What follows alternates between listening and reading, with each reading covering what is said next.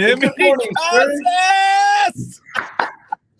There he is. Look at you. How you doing, boss? I'm wearing these glasses in honor of you. Yeah, you know what? We're going to talk about that in a second because I'm still upset with you about that. I'm in a good mood, Jimmy. Jimmy, I'm in a good mood. I need you to understand this. I'm still, as always, in a van. No, in a parking lot in New Auburn, Wisconsin, at a school. So I don't know what's going to happen. I think that's kind of why I like that, because you never know. You never know. I'm going to have to drive this down here. But we got this van or this new vehicle here. So I'm not in a van down by the river anymore, Jimmy. You're in a Jeep down by the river. Close, but I'm there. I got all these Christmas presents in the back that the kids can't see. I'm just going to leave them in here, right?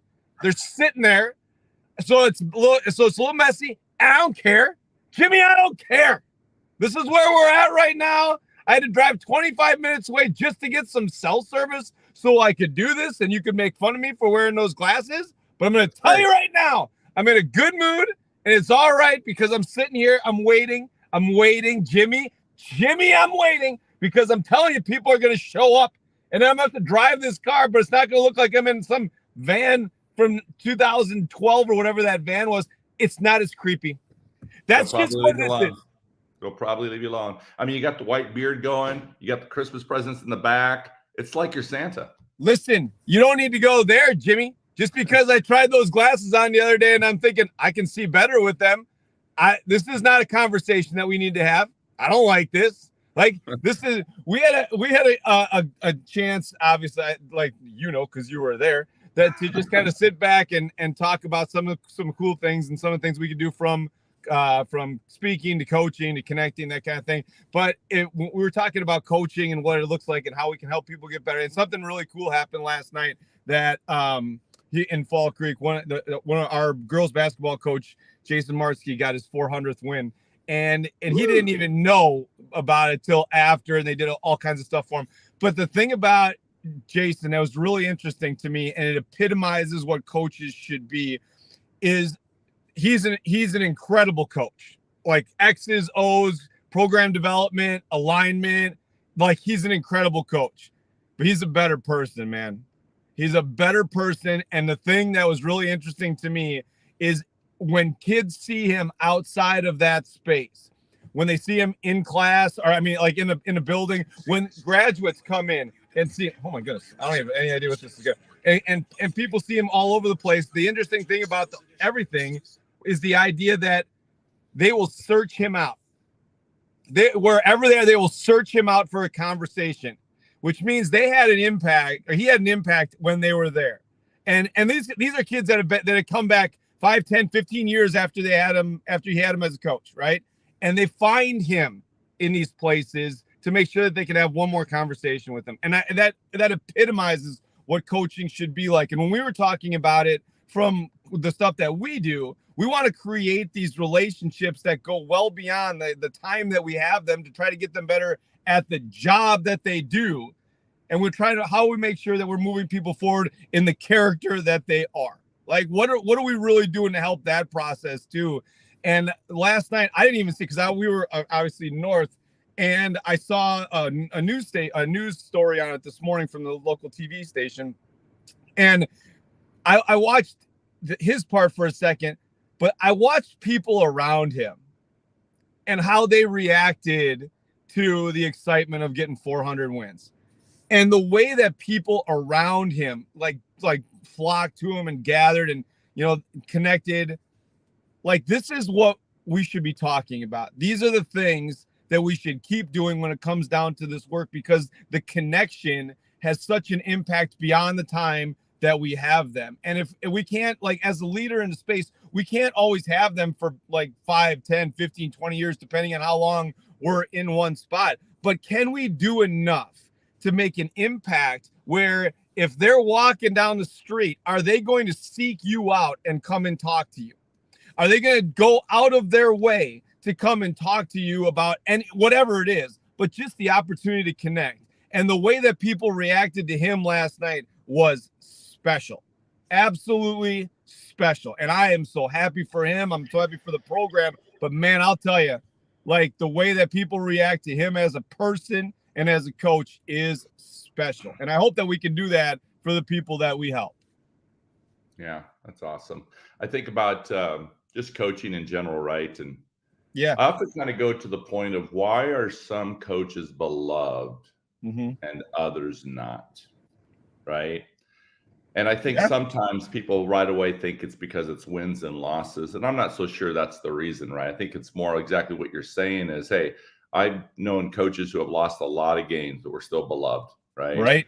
And they just have an ability to create this family unit, this chemistry, this culture where people, they play for one another, they care about one another, they love one another. And that's just a reminder for all of us that when we're out there looking for coaches, you know, are we finding the coaches with the right heart? You know, obviously you said, which is really important, right? People who can build programs, people who can align from, you know, elementary school all the way through high school, if they're a varsity coach, those types of things, people who know how to work through things with families and really work with kids, because the reality is most of our students, you know, our kids and athletes are not going to go on to play, you know, even college ball. I mean, certainly not even, you know, aspirations of professional, but even the college, right? And so what is it really about? And it really is about creating those experiences for kids that they'll never get that opportunity again, right? They might do some intramurals later in life in college or something like that, or join some adult volleyball leagues or whatever happens to be the case. But, you know, those are some, you know, some of the best times in the lives of our young people. And we really should be creating experiences for them that they walk away feeling really good just about, you know, having that opportunity. And like we always say, right, the opportunity to be a part of something great, whatever that great looks like. So, so that is awesome, Joe. Yeah, it's very cool. And I know you've been blessed with a lot of really good people in the district you worked in, and that's just a compliment to the leadership too, in terms of hiring these people, and not just hiring them, but always also just how you continue to grow and develop these people, and that's really awesome. So good for you. Good for you. Yeah, thanks so much. I am in a good mood too, Joe. You know why? Because I'm going to be celebrating my son's birthday tonight, although he's not. His birthday isn't until Monday. We're going to celebrate tonight. So I get to see him and his lovely wife and my beautiful daughter. And I'm excited about that. So anytime we get together, it's awesome. So I don't know if it'll be as good as having you and Tom, but it'll probably be pretty close, Joe. I'll tell you, you know what was really interesting? I was talking to my wife about that. And I'm like, you know, the thing about spending 2 days with you guys was like, you know, it's cool you can get together and you know, break bread and have conversations, but I mean, we worked for 2 days, man. Like we dove in and talked about how we could help other people get better at, you know, in their journey and what it looks like and what we really believed in and how we could, you know, coach and speak and help. And like, that was, to me, I walked out like super energized in what's going to happen in 2024 for all of us and the way that we can, you know, hopefully continue to help people. But man, we worked hard. It wasn't like we just sat around and talked. It was like, there were times where I'm like, oh man, I got to do this. I got to do that. This is going to create more work here, create more work there. But it was all really good conversation. And I think that's one of the things that we try to help. Like, we have like that group. That's great. But one of the things that's really important for people just in any leadership position is having a group of people that not only inspire you as you do, Jimmy, they inspire me to do better, but are willing to say, I don't think that's going to work, and here's why. Or I think maybe, what if you thought about it this way? Or just be willing to ask the question over and over again till we get to a place that we feel like it's going to help other people, because we have all these different experiences. And I think that sometimes we're in this role as leaders, as a leader, and we're trying to do so much alone. And a lot of times it's happening because we're afraid to ask the question because we don't know the answer. And so now you're isolated, and now you're trying to figure it out on your own without the knowledge, without the experience that maybe other people have, but you're afraid to ask because you're supposed to be seen as the person that knows what to do. And that's just not the case. And I just encourage, you don't have to have a big group. We don't have a big group. We have two. Like, it's you. It's like that's it, right? And I don't have any problem with that, because you have people that you trust and that you can bounce stuff off of. But at the same time, like if you don't have that group, you're always wondering if what you do is having the impact, because you don't get the immediate gratification for this work. So I know that you would. I would encourage people, just know who your core group is. Do they share your core values? Do they share your passion for what you want to do? And are you willing to make sure that you help them just as much as they're trying to help you? And if you have that, I think you're going to be in a really good spot. I just feel I'm so incredibly lucky to be in that spot.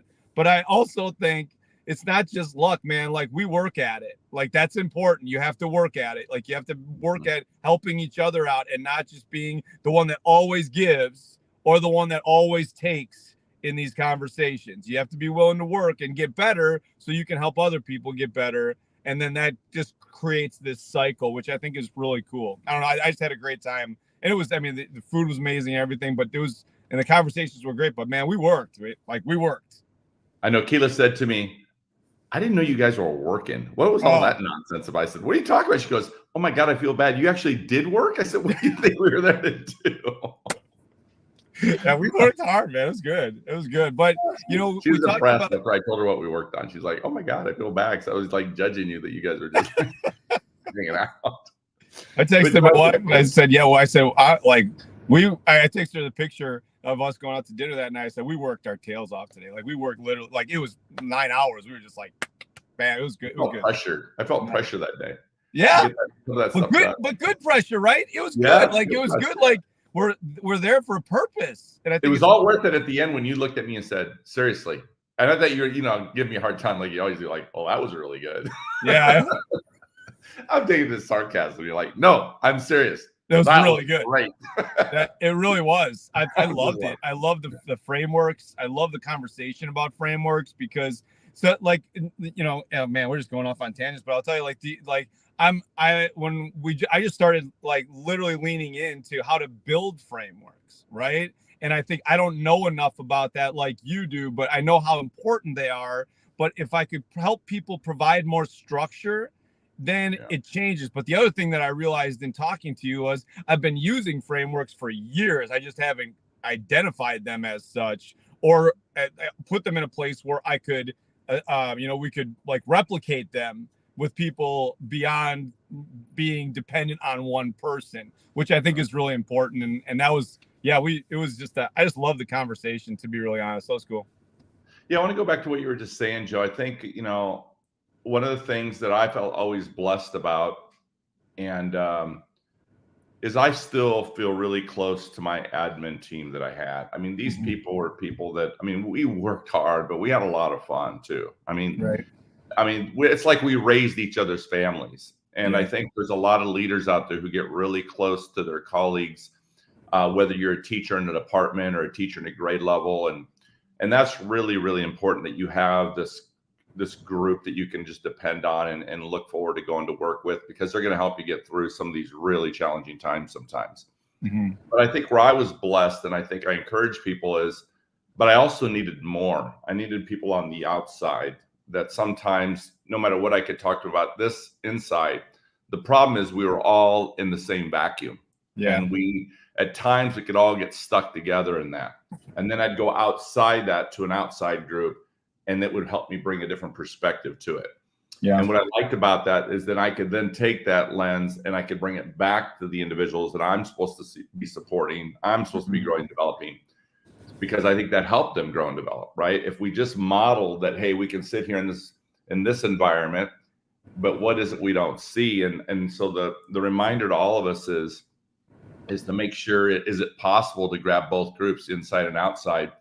And I think sometimes for superintendents, Joe, and you could probably talk more to this, whether principal, whatever that last tier is where you feel responsible. I feel responsible for the building. I feel responsible for the district. I feel responsible for the classroom. Whatever it is sometimes those individuals feel really lonely, because even as a principal, at the end of the day, you want your assistant principals being able to talk to one another, have conversations. But there are things that they are not experiencing that you're experiencing because you're the last stop.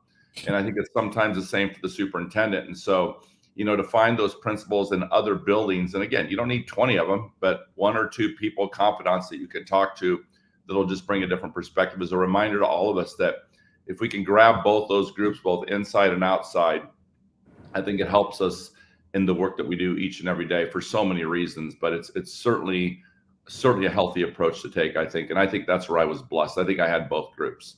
Yeah. And I can't tell you how many times I leaned into both of them. So, but anyway. Well, I think it also gives you an opportunity to just like get the temperature of where not only where you are, but where other people are. And there are times where you talk to people like, oh, we're doing this and we're doing that and we're doing that. And sometimes I'm like, that's a really great idea. And other times I'm like, my team's not ready for that, or my group's not ready for that. And I think both give you at least a temperature gauge as to where you're at, and really kind of make you rethink about how you're doing things within the context of your building. And I think we're coming up on a time, Jimmy, where that idea really takes form, because when we go into breaks, as soon as we go into breaks as leaders, I think we spend so much time thinking about how we're going to make everything better, because we finally got like a block of a week or a block of 2 weeks where we're not like bam, bam, bam, bam, bam, all over the place. So you start like thinking about, how we're going to get, how we're going to change this process or that process. And then all of our people, after they come back for 2 weeks or whatever their break is, and we start talking about all the new stuff we're going to do, like all of a sudden we've lost them. I think the thing that we want to consider is, how are we making sure that instead of trying to make the environment better for the people that we serve, what are we doing to create, what are we doing for ourselves? How are we making ourselves better in caring for those people? So you can read anything you want over break. Like you can talk about anything you want over break. You think about how you want to get better over break. But when you're trying to set up systems over breaks that do that for other people who aren't there, and then you bring that back right when they come back from the break, you've now overwhelmed them in terms of what's going on. I think we got to be really careful about that. I see it so often where leaders get a chance to just kind of break away, and all of a sudden they start thinking about all the new stuff that they're going to do. And then all of a sudden their team comes back and they like, oh, I read this book over break. Oh, don't say that. If that's how your meeting starts, your first meeting next year starts with, I read this book over break, duck, man. Something's coming at you real hard, right? So you can still implement some of that stuff, but it should start with, what are you doing to get better for them? Not what are we doing to get the system better? What are you doing to get better for them? Because that's what you can control at that spot, which also doesn't overwhelm them when they do come back. Yeah. There are three things I was thinking about that, I'd shared with you here this morning, that I want to talk about some things that maybe as leaders we should consider no longer doing. Yes. And part of the reason for that, Joe, is I had an opportunity to spend some days with a few leaders, and these themes kept kind of coming up either from the leader or from the staff. And so I had taken some notes in my phone, and then I was looking at a blog I had written back a while back ago, and I realized, oh my God, these same issues still continue to exist. I wrote this blog like in 2014, and all three of them were in the blog, which is really just a reminder that the issues are the same, right? And they continue to be the same. And I think part of it is because it just goes back to human behavior. So here are three things I want our people on here today to kind of think about. And then Joe, you can chime in on your thoughts on those. And if people out there want to either put in something in the chat box, or if you raise your hand and say, hey, I want to jump in, I have a thought about that, we'd love to bring you in and you can share your thoughts on that as well. And we'll listen to that. But there are three things, and one of them is really relevant because I think this is about the time of the year that it begins. Is right now we're coming near the end of the fall semester, and for a lot of leaders out there, they've had to work on their classroom walkthroughs and their observations. Okay, and I think that work has already given you some insight, whether it's insight into teachers that you realize, oh my goodness, they need some support, they need more help. I think that's a reflection for us to ask ourselves, why did it take till October, November to figure that out? So I think we have to go back and re-examine our onboarding processes and how frequently we are supporting those young teachers, specifically as the year starts off.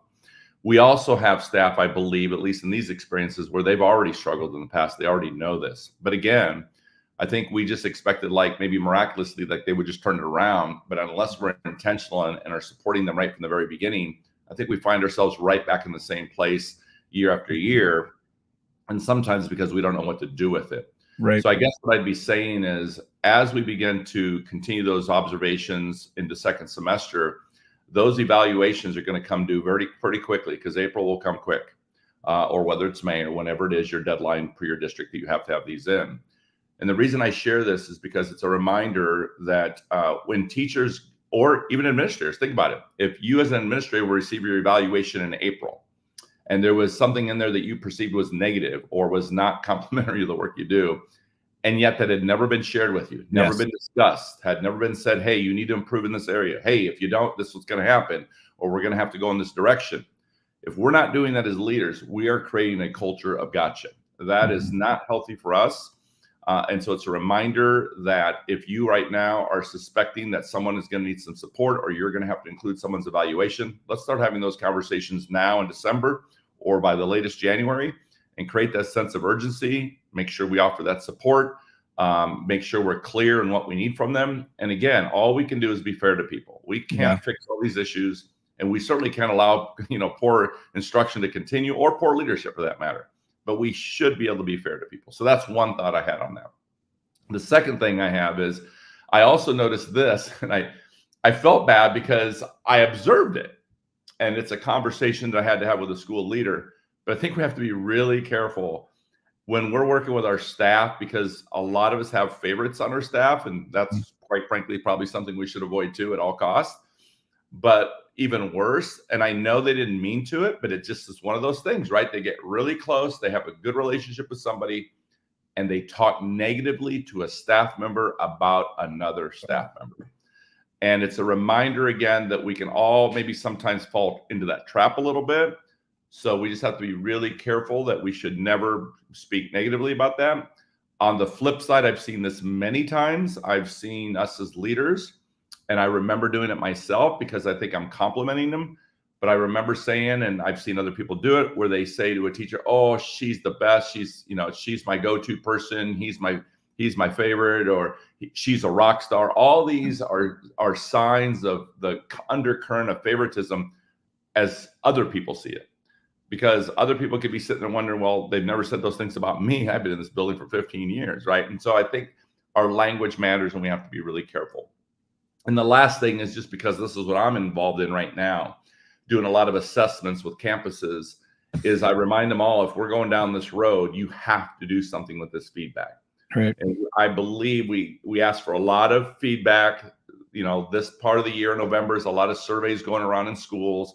But how are we being strategic and intentionally, and what are we doing with that feedback? And when I say we, I don't mean you and myself. I mean, what is your process for how we communicate, for how we gather, for how we bring people together, for how we give them a voice in that process, and how we help them see where we all need to get better, and how do we do that together as a school community? Because Joe, you and I talk about this all the time, is that everybody's responsible for the culture and climate of an organization. Yeah. We can't have leaders out there trying to do this all by themselves. Our job is to put the right people at the table, have a process to do that so it doesn't create issues for us, but involve them and have them invested in this, because we can't do this job by ourselves. So those are three things: the evals, the talking negatively about staff, and asking for feedback, and then not using it effectively. So I'll let you take any of those or all of those. Right. I'll sit back and listen. Right. I was going to stop you after each one, kind of like, oh, I can say this. Oh, I can say this. Okay. So the first part about the evaluation piece is, I mean, we are in December, and if we haven't at least started those conversations, we really want to not only start them, but also go back and think, why is it taking till now?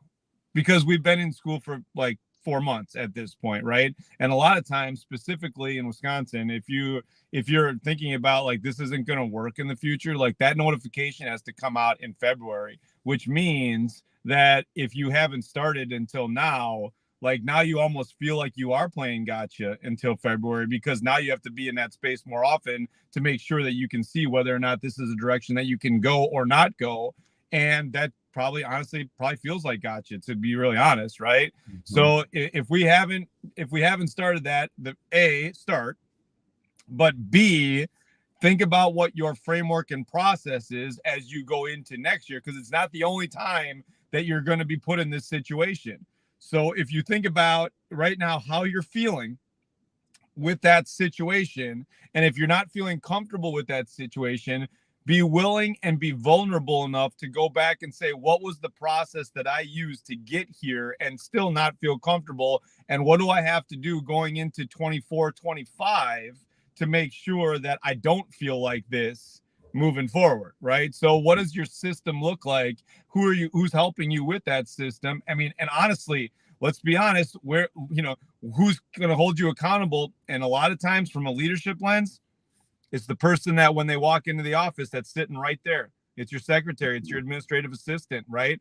Have you had these conversations with that person to make sure that they keep you on track when it comes down to this work? Because otherwise you just get, kind of going and doing. So if you're not in a spot where you feel comfortable, first of all, you need to get more invested in that evaluation piece. But this is where I start writing stuff down. Remember when we talked about, I started talking about during the break, we talked about how we're going to fix the system. This is a perfect example, because I'm not going to try to go fix the system over the break because I read the book. I'm going to go back to my current situation and make sure that I fix me for the next time that we have to do it. Because that's not changing everything else up. That's changing my behavior. So now if I reflect over the break and say, I don't feel comfortable with this, let's backload it to see what happened. How did I get here? And what am I going to do to make sure that it doesn't happen again in the future? And I'm going to write it all down, Jimmy. I'm going to write it all down, because if it's just in my head, like, I just won't do it next year, we forget about it. When we don't write stuff down in the moment, when we don't reflect in the moment, I mean, not like immediately, but right, like soon after it, we forget the little details about how we got to this place. So reflect and write it down and connect. And, like I've done things like set a notification on my calendar for July 2nd or July 3rd or whenever, for the following year, to make sure that I go back to that conversation as we're looking to get into the next school year. I think because I'm not smart enough to remember everything. So if I can just make sure that I use my calendar, use my administrative assistant in a way that allows us to make sure that we can stay on point, we give ourselves a much better chance along the way. That was the first thing that I thought of with the evaluation. The second piece, when you were talking about the negative conversation, I think one of the things that we have to understand always, when you walk into the building, when you walk into the room, it is that position precedes your personality every single time. You're always the principal. You're always the AP. You're always the superintendent first. You can be the best person alive after, but that's who you are walking in. And you can be upset about that, but you chose it. You chose it. You chose leadership in that spot, which means some of that stuff comes along with it. So what I say in that moment is Superintendent Joe Sanfilippo said this, even if it's that complimentary piece that you're talking about, which I have to be really careful about because I get really extreme on stuff, right? I'm like, oh man, like I saw this lesson, it was the greatest thing ever. Was it though, Joe? Was it? Could have been, but in that moment it was, right? And I've been really cognizant about how I have these conversations, because I don't want to put people. I remember, honestly, I almost felt like a pit in my stomach when you said that, because I was at a conference a couple weeks ago and I saw somebody connected to one of our teachers, and I said to the person that the person that we're talking about in the building, that may be the best teacher in the building. And if it's not the best teacher in the building, it's certainly in the conversation, right? Mm-hmm. But I can say that now because I'm out. But I wouldn't have said that in that conversation when I was there, because I know that it's going to get back to not only that person, but to other people as well, right?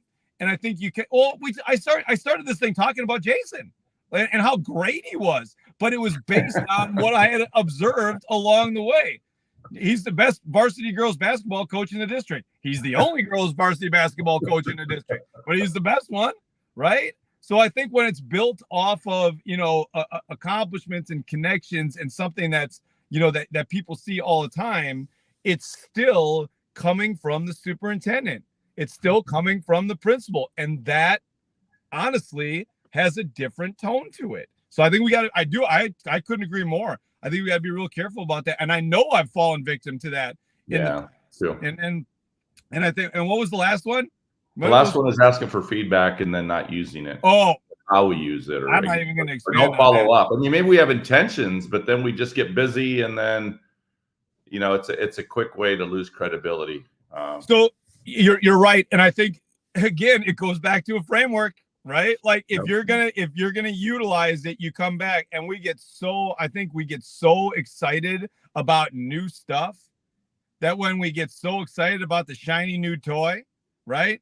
And we do the shiny new toy because it's right in front of us, and the shiny new toy, I love it. I love what it's going to do for us. I love it. And then all of a sudden, like 10 things fly at you, and all of a sudden now you're stuck because you're investing so much in the shiny new toy that all the stuff that you used to do that was working gets pushed off to the side for the shiny new toy. And then in 6 weeks, 6 months, you're like, you know, we used to do this one thing. We should bring it back. And then it takes longer to bring back when it never should have left to begin with, right? And so we have to think about, like, if we're going to put ourselves in these spots, frameworks, as you say, as so eloquently say, frameworks slow us down. And I think that's a really big piece of what it is, because not only does it slow me down, using the framework slow me down and gives me structure, but it also, and it's going to sound bad, it also gives me an excuse, right? Because if somebody wants the answer right away, I have a framework that says, hey, I'm going to ask 2 clarifying questions. I'm going to tell the person that I'm going to follow up as soon as I have more information, and then I'm going to get out of the conversation, right? If that's my framework for when something new comes in, which it was, right? I'm going to ask 2 clarifying questions. I'm going to tell the person I'm going to follow up, and then I'm going to go get more information, and then I'm going to follow up, right? So now I've put myself in a sit where I slow myself down, where it doesn't have to be the immediate feedback, but I've now made a commitment that I'm going to follow up. If we don't, then we not only lose credibility in that moment, but we lose credibility for every idea, every interaction that we have moving forward, because they remember that in the back of their head. And that puts us in a really difficult position. So yeah, you nailed all 3 of them. If we're going to talk about what people should stop doing, like, you start with those 3, you're going to be in a much better situation in 2024. Yeah. Hey, listen, to our followers, I know we're nearing the holidays here, and just want to take a moment to say thank you again for the work you continue to do. We still believe it's the most important work. The danger out there a little bit is there is a narrative right now that maybe leadership isn't worth it, that it's too hard, that it's too demanding, and people are questioning and wondering whether they should keep doing it. We hope that you continue to do it. I think that's why it's important that, and we appreciate that you jump on here and follow this, and hopefully it's just a reminder, and knowing that Joe and myself are always there for you if you need anything, if you want to reach out privately. And certainly people can reach out, you know, individually to one another. We're grateful because we believe that we see many of the same people back every week, and that makes us feel good that there's a place that you can go to. But we want to remind you, you don't have to wait for the weekly show. You can always reach out to us privately, and we're there to support you.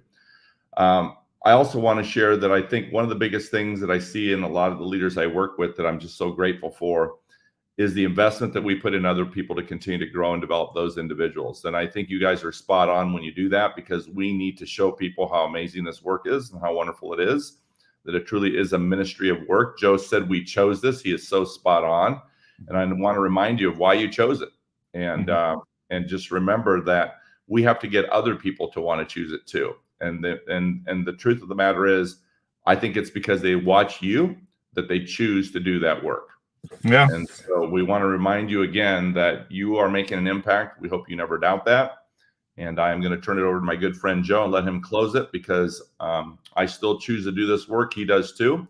And because we still believe it's the most important work. So my friend Joe. I'm going to tell you right now, you've done this to me twice now. It's just, I'm starting to get just mad about it right now. Because yesterday we were on the NASSP thing, and you're like, I'm going to let Joe close it out. And then you just close it out in the most eloquent way, right? Like you just like nailed it. You're like, all right, Joe, go ahead. Why do you do that to me? Aren't we supposed to be setting people up for success? So like you go out and kill it. And then you're like, and here's my friend Joe. Like, what is wrong with you, Jimmy? Because you're better than I am at it. So I want to help people out. You set them up for success, Jimmy. You don't like go do the whole thing and then like expect them to follow that. My goodness, we'd like to thank you all for what you do, and you chose it, and this is wonderful. And we just want to make sure you know what your impact is. Here's Joe to take it home. What are you doing? Why are you doing? You know what? It's over. This is it. I think the way that he ended it was perfect, and I just went on a rant just because he decided to set me up. That you're not setting people up for success there, Jimmy. Whatever. We love doing it. We love having you here. We appreciate all the work that you do. Please don't hesitate to reach out to us. We are around for you at any time. We hope you have a wonderful week. We probably got one more in us before the holiday break, and we'll let you know. All right? Get those glasses on, Jimmy, because I'm going to start yelling. We'll talk to you soon. See, Joe, that was the best closing ever. See how I said, yeah, get out. Go away. Go away. I'm done with you. I'm done with you. Boom.